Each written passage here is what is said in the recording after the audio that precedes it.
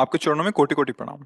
महाराज जी जैसे कहते हैं कि समय आने पर सब होगा और ये भी कहते हैं कि कर्म भी करना पड़ेगा। तो जो हम कर्म करेंगे अच्छे या बुरे उससे जो लिखा है वो अच्छा, बदलेगा क्या? देखो जैसे खेती आपकी है ना, तो कहा जाएगा कि समय आने पर अन्न पैदा हो जाएगा, तो हाथ में हाथ धर के बैठ जाओ। उसको निकाओ मत, उसमें उर्वरक मत डालो, उसकी सुरक्षा मत करो, तो समय आने पर भूसा भी हाथ नहीं लगेगा अन्न की तो बात। तो लगाना उसमें कर्म, समय आने पर हो जाएगा, पर कब, संभाल करो।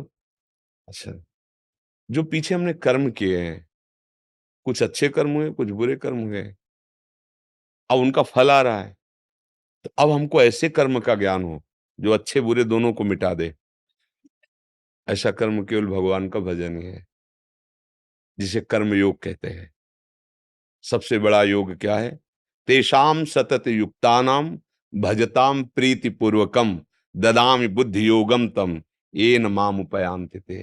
राधा राधा कृष्ण कृष्ण, जो नाम गुरुदेव ने दिया है वो नाम प्यार से प्रीति पूर्वकम, सततम निरंतर, भजताम प्रीति पूर्वकम, स्वाद ले ले करके, राधा राधा प्रीति पूर्वक, ये सब कर्म संस्कारों को भस्म कर देगा।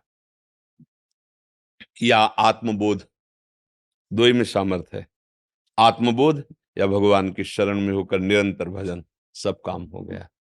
जो एकमात्र अपने स्वरूप में स्थित हो गया, सारे कर्म बंधन छिन्न भिन्न हो गए।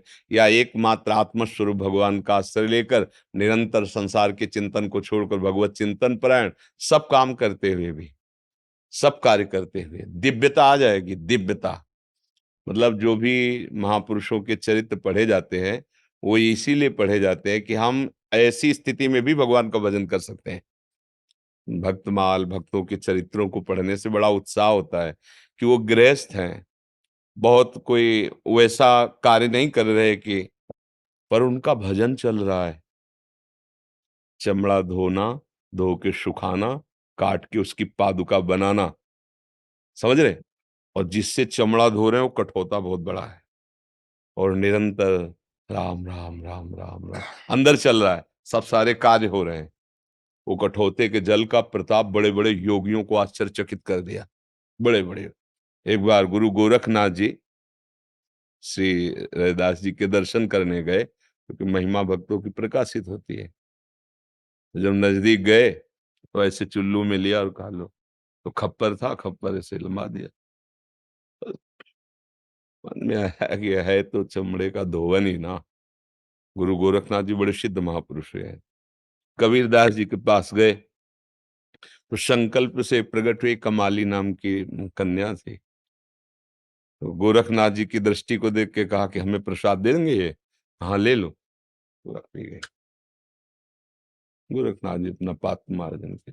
जब उनका ब्याह हुआ तो जिस क्षेत्र में ब्याह हुआ तो गोरखनाथ जी वहां गए भिक्षा के लिए। बड़े चमत्कारिक महापुरुष थे। तो भिक्षाम दे, तो कहा आओ महाराज जो चाहोगे पवा देंगे। तो उनका खप्पर तो भर नहीं सकते, पवाने की बात क्या है, भरो खप्पर। अब कुंतलों अनाज डाल दो खप्पर भरेगा ही नहीं। बड़ा आश्चर्यचकित जब उनके घर वाले बताए जाके कि एक ऐसे योगी आए, तो उनका हम चलते हैं। एक मुट्ठी ऐसे अनाज लिया और गए खप्पर में डाला तो बाहर निकल पड़ा खप्पर से। तो बोले ये सिद्धि कैसी? बोले उसी कठौते के जल का ये प्रताप है कि मैं आगे और पीछे की सब वर्तमान की सब सिद्धियों को आपकी जानती हूँ, और हर सिद्धि का उत्तर देने के अंदर मेरे सामर्थ्य सिर्फ उस महापुरुष के उसी कठौते के जल से जो आपने मुझे पिलाया था।